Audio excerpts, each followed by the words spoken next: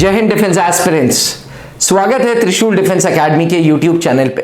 अगर आप अपने आप को फौज में एक मिलिट्री नर्स के रूप में देखना चाहती हैं, अगर आप फौज में मिलिट्री नर्सिंग सर्विसेज ज्वाइन करना चाहती हैं, तो ये जरूरी है कि आपको किन किन हॉस्पिटल्स में काम होगा, किस किस हॉस्पिटल्स में आपको काम करना होगा, यानी कि इंडियन आर्म्ड फोर्सेस में कितने प्रकार के हॉस्पिटल जो होते हैं ये जानने की जरूरत है।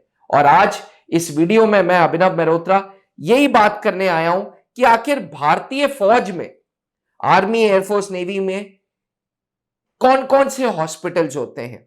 देखिए, जब एक आर्मी के स्टेशन, एयरफोर्स के स्टेशन आप जाते हैं तो एक एमआई रूम होता है या स्टेशन सिक क्वार्टर्स होते हैं, जहां पे इमीडिएटली अगर आपकी तबीयत खराब है तो आपको जाके रिपोर्ट सिक करना होगा।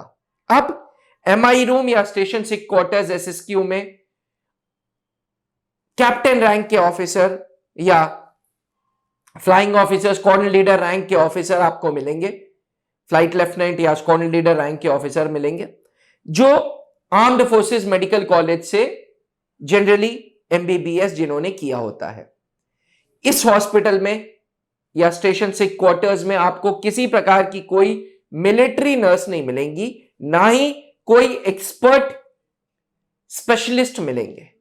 अक्सर मैं बोलता हूं अपने शब्दों में कि ये नॉर्मल सर्दी जुकाम वाले डॉक्टर्स हैं। स्पेशलाइजेशन के लिए इसके ऊपर वो रेफर करते हैं मिलिट्री हॉस्पिटल्स। जिन स्टेशंस पे मिलिट्री हॉस्पिटल नहीं होता वहां पे जनरली फील्ड हॉस्पिटल्स भी होता है। कुछ कुछ ऐसे भी हैं, स्टेशंस हैं जहां पे मिलिट्री हॉस्पिटल भी है, फील्ड हॉस्पिटल भी है। मिलिट्री हॉस्पिटल में आर्मी, एयरफोर्स, नेवी तीनों फोर्सेस के पेशेंट्स रेफर किए जाते हैं। ऐसा नहीं है कि मिलिट्री हॉस्पिटल है तो सिर्फ और सिर्फ इंडियन आर्मी के ऑफिसर्स एंड सोल्जर्स या उनकी फैमिलीज जाएंगी। मिलिट्री हॉस्पिटल में ट्राई सर्विसेज यानी कि आर्मी, एयरफोर्स, नेवी तीनों विंग के ऑफिसर्स, सोल्जर्स एवं उनकी फैमिलीज जाते हैं, उनके डिपेंडेंट्स जाते हैं। अगर मिलिट्री हॉस्पिटल में बात नहीं बनती है तो मिलिट्री हॉस्पिटल के ऊपर होता है base hospital. Aspirants, military hospital minimum एक मिलिट्री नर्स को ज्वाइन करना ही करना है। मिलिट्री हॉस्पिटल्स में ये जो, जैसे कि नाम है मिलिट्री हॉस्पिटल, ये छावनी इलाके में होता है, किसी प्रकार के कोई बॉर्डर एरियाज में नहीं जाना होता है, सेफ होते हैं और यहां पे आपका रोल एज नर्सिंग ऑफिसर चालू हो जाता है। मिलिट्री हॉस्पिटल्स के ऊपर होते हैं बेस हॉस्पिटल्स, बेस हॉस्पिटल के ऊपर होते हैं कमांड हॉस्पिटल। कमांड हॉस्पिटल वही जगह है जहां से आप में से बहुत लोग अपना बीएससी नर्सिंग करेंगे। जी हां, क्लास 10+2 यानी कि 12th के बाद मिलिट्री नर्सिंग सर्विसेज की जो वैकेंसी होती है उसमें 220 सीटें हैं, जिसमें से command hospital Bangalore, command hospital Lucknow और कमांड हॉस्पिटल कोलकाता, इन जगहों पे भी ये वैकेंसीज रहती हैं। यहां पे बीएससी नर्सिंग कराते हैं। तो ऐसा बहुत चांसेस हैं कि जहां से आपने बीएससी नर्सिंग की है, जैसे कमांड हॉस्पिटल बैंगलोर, वहीं पे आपको पोस्टिंग मिल जाए। कमांड हॉस्पिटल के ऊपर होता है RNR, army research and referral hospital, जहां पे president of India, prime minister of India, defence minister, governors सब लोग अपना इलाज देते हैं। आज भारत में सबसे उच्च या यूं कह लें रैंक नंबर 1 का जो हॉस्पिटल है वो है army research and ranking hospital. Aspirants, अगर आप मिलिट्री नर्सिंग सर्विसेज में अपना करियर ढूंढ रही हैं तो military hospital, base hospital, command hospital या रिसर्च एंड रेफरल हॉस्पिटल में आपको जाना होगा।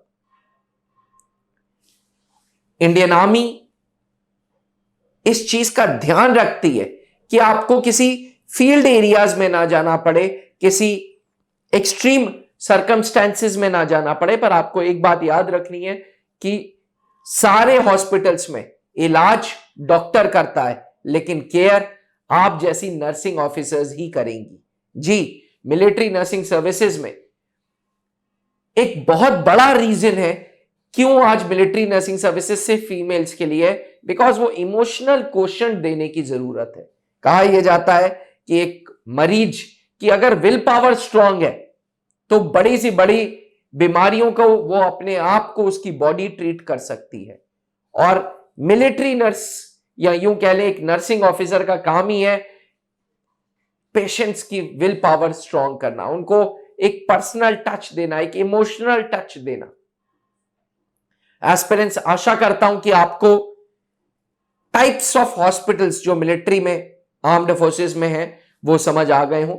अगर आप भी अपना करियर मिलिट्री नर्सिंग सर्विसेज में बनाना चाहते हैं तो त्रिशूल डिफेंस एकेडमी के इलाहाबाद ब्रांच एवं देहरादून ब्रांच, ये 2 ब्रांचेस स्पेशलाइज करती हैं मिलिट्री नर्सिंग सर्विसेज के लिए।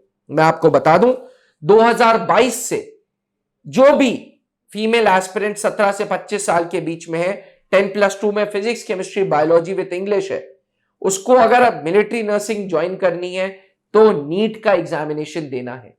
नीट का ये एग्जामिनेशन का फॉर्म अप्रैल में आता है, परीक्षा मई में होती है और परीक्षा के होने के तुरंत बाद DGMS, directorate general of medical services, MNS का फॉर्म ज्वाइन इंडियन आर्मी की वेबसाइट पर निकाल देता है। जैसे ही MNS का रिजल्ट आता है, आप उस फॉर्म में अपना रिजल्ट डालते हैं और आपके फॉर्म शॉर्टलिस्ट होते हैं। बेस्ड ऑन नीट स्कोर आपको stage 2 computer based test and personal interview के लिए बुलाया जाता है। बीच में इसमें साइकोलॉजिकल असेसमेंट टेस्ट भी रखा गया था, लेकिन अब सिर्फ और सिर्फ स्टेज 2 में computer based examination and personal interview है। अधिक जानकारी के लिए आप नीचे लिखे हुए नंबर पर संपर्क करें और मिलिट्री नर्सिंग सर्विसेज ज्वाइन करके फौज के मिलिट्री हॉस्पिटल्स में सर्व करें। बने रहिएगा त्रिशूल डिफेंस एकेडमी के साथ। Thank you. जय हिंद। अब डिफेंस एग्जाम क्रैक करना हुआ और भी आसान, त्रिशूल डिफेंस एकेडमी लेकर आए हैं बिल्कुल ही एडवांस लर्निंग ऐप। तो आज ही ज्वाइन करें और स्टार्ट करें अपनी ऑनलाइन क्लासेस।